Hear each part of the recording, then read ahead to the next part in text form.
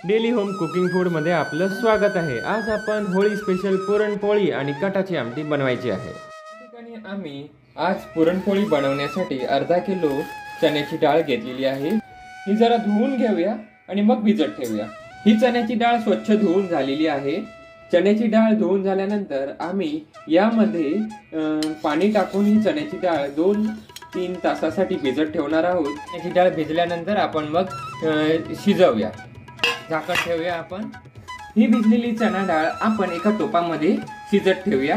ह्या ठिकाणी गॅसवरती आम्ही टोपात पाणी गरम करत ठेवलं होतं। ही डाळ आपण या टोपामध्ये ओतूया। थोडा वेळ आपल्याला ही शिजायला द्यायची आहे। या टोपात चण्याची डाळ शिजत ठेवली आहे आणि त्या शिजत असताना या चण्याच्या डाळीवर फेस जो येतो ना तो आपल्याला काढून टाकून द्यायचा आहे। प्रत्येक अन्न पदार्थ शिजवताना जेव्हा त्यामध्ये फेस येतो तो फेस काढून टाकला ना तर गुडघेदुखी सांधेदुखी होत नाही। आणि अर्धा किलो डाळीसाठी अर्धा किलो गूळ वापरायचा आहे। तर तो गूळ किसून घेऊया, म्हणजे जरा बारीक करून घेतला ना तर मग या डाळीमध्ये मिक्स व्हायला सोपं होईल। आपण पाहू शकता या ठिकाणी आम्ही अर्धा किलो गूळ घेतलेला आहे। आपण हा जरासा चिरायला घेऊया, म्हणजे सगळा गूळ चिरून घ्यायचा आहे।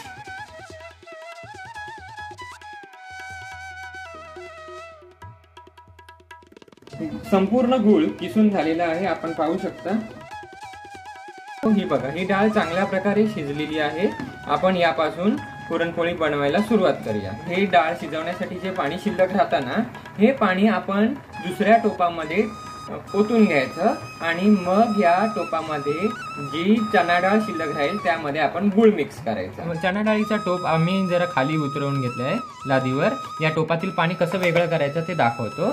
टोपावर झाकण ठेवायचं, कपड्याने पकडायचं आणि जरासा उघडा ठेवायचा टोप आणि मग नितळवायचं आणि ते पाणी अशा प्रकारे आपल्याला वेगळं करायचं आहे। बघा, स्ट्रेनर असेल तर स्ट्रेनर, जर जाळी असेल ना तुमच्या जवळ तर जाळीने वेगळं करू शकता।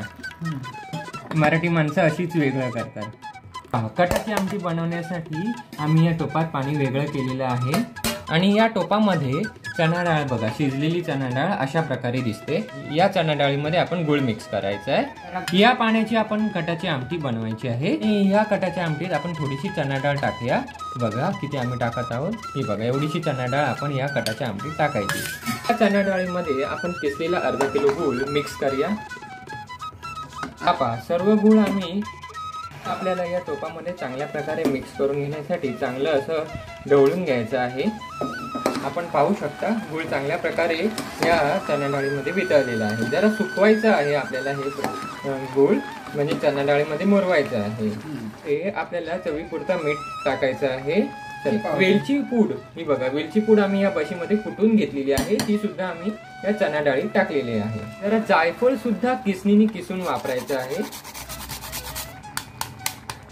या चणा डाळीमध्ये 1 चमचा सुंठ पावडर आपल्याला टाकायची आहे। त्यानंतर आपण जरा पुन्हा ढवळून घेऊया। हा चमचा उभा राहिला म्हणजेच आपली डाळ परफेक्ट अशी तयार झालेली आहे पुरणपोळी बनवण्यासाठी। चला, पुरण यंत्र या ठिकाणी आम्ही घेतलेलं आहे। हे पहा, या पुरण यंत्रामध्ये आपल्याला ही चणा डाळ टाकायची आहे। थोडी थोडी पुरण यंत्रामध्ये चणा डाळ टाकायची। तर हे आपल्याला ही चणा डाळ चांगल्या प्रकारे फिरवून घ्यायची आहे। पहा बघा किती बारीक झालं आहे।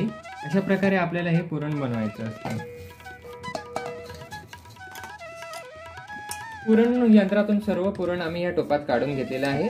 2 कप मैदा पुरणपोळी बनवण्यासाठी या ठिकाणी आम्ही घेतला आहे आणि तो चाळून घेत आहोत। मैदा चांगल्या प्रकारे चाळून आम्ही घेतलेला आहे आणि यामध्ये आपण चवीनुसार मीठ टाकायचं आहे। मग यामध्ये आपल्याला 2 चमचे तूप टाकायचं आहे।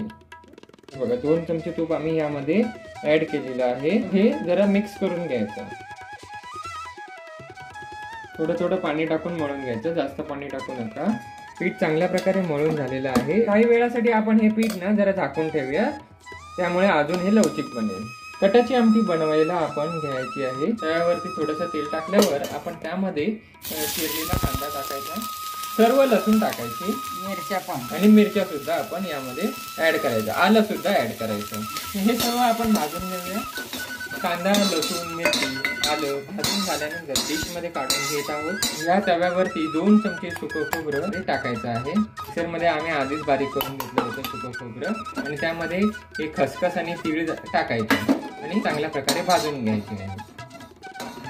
सुकं खोबरं चांगल्या प्रकारे भाजून झाल्यानंतर मागच्या डिश मध्ये आपण काढून घेऊया.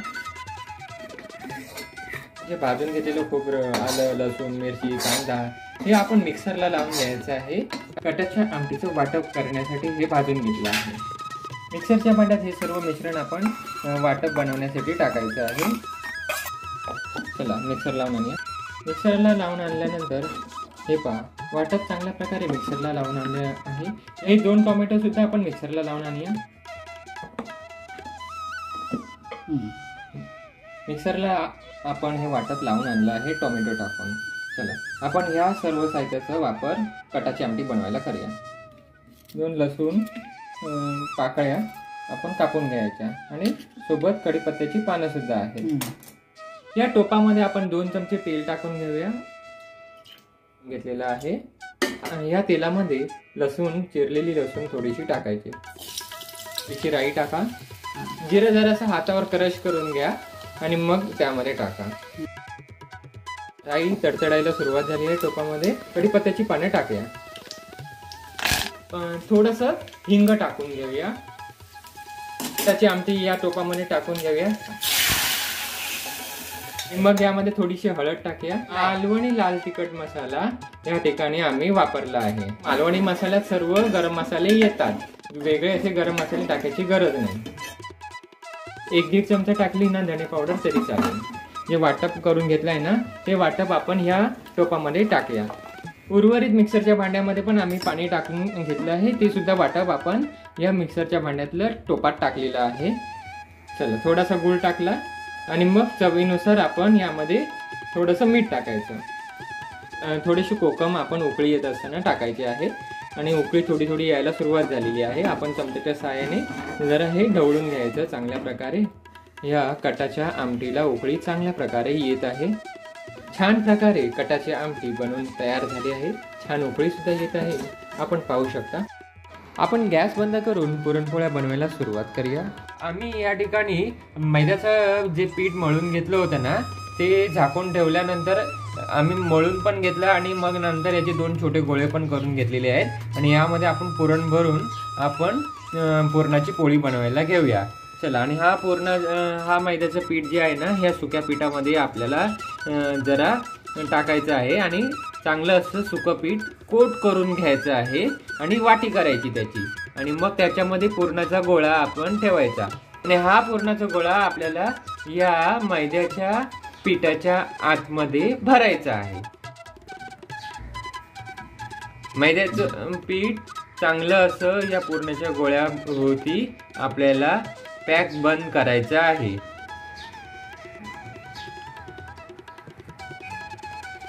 पुरणाचा गोळा या मैद्याच्या पिठामध्ये भरल्यानंतर पुन्हा एकदा सुकं पीठ लावून घ्यायचं आणि मग लाटायला घ्यायचं आणि पोळपाटावरती आहे ना तर असं सुकं पीठ लावलं ना त्या पोळपाटाला हे मैद्याची म्हणजे जी पुरणपोळी आपण बनवतो ना ती चिकटणार नाही. चला आपण हे लाटायला घेऊया.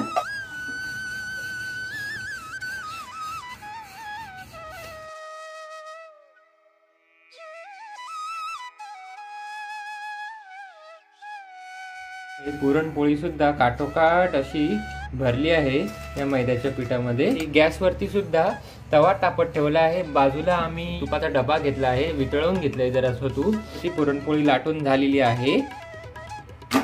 चला पुरणपोळी या तव्यावर गरम तव्यावरती टाकली आहे.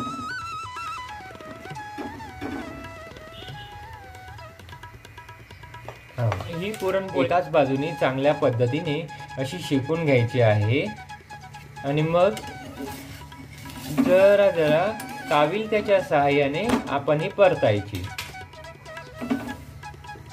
आणि बघा छान दिसते.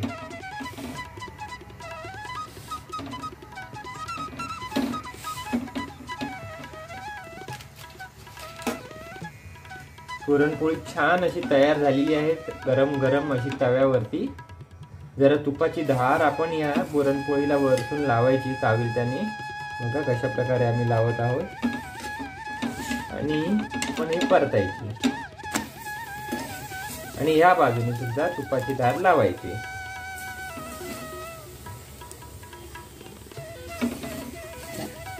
ही पुरणपोळी तयार झाली आहे आणि चांगली अशी मस्त प्रकारे अशी फुगली आहे. खूपच छान तयार झाली. आपण ही पुरणपोळी एका डिश मध्ये काढून घेऊया. वाव, गरमागरम पुरणपोळी तयार झाली आहे. ही पहा. गरम म्हणजे शेकेपर्यंत आम्ही ही दुसरी पुरणपोळी थोडीशी लाटायला घेतली होती.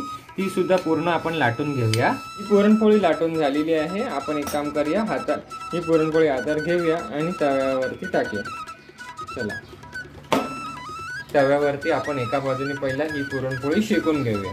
एका बाजूने शेकायची आहे. चला, शेकून झाली आहे एका बाजूने. ही पलटूया. वाव. चला, दुसऱ्या बाजूने पण आपण ही चांगल्या प्रकारे शेकून घ्यायची. बघा. चला, आपण ही बनवलेली पुरणपोळी या पुरणपोळ्यांवरती ठेवायची. हा 1 चमचा तूप आपण या पुरणपोळीवरती टाकायचं, जेणेकरून खाताना खूप चांगली अशी चव येईल. या ठिकाणी आम्ही पुरणपोळ्या पण घेतलेल्या आहेत आणि कटाची आमटी चांगली अशी या वाटीमध्ये काढून घेऊया. वाव, खूपच सुंदर.